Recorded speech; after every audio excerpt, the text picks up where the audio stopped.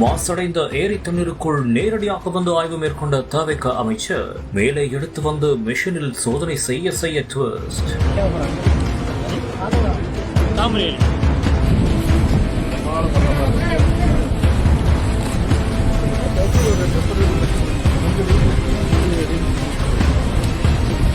சுற்றி வளைத்து கேள்வி கேட்ட செய்தியாளர்களால் பரபரப்பு.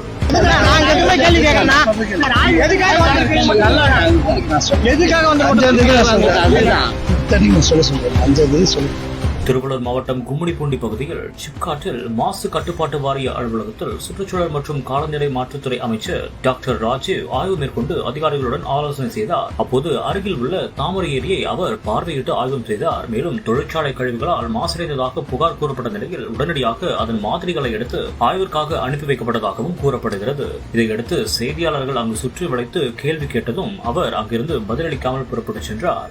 இந்த ஒரு சம்பவத்தால் அப்பகுதியில் பெரும் பரபரப்பான ஒரு சூழல் ஏற்பட்டது. ஹர்ஷா டைல்ஸ் இது ஆர்டினரி இல்ல, எக்ஸ்ட்ராடினரி.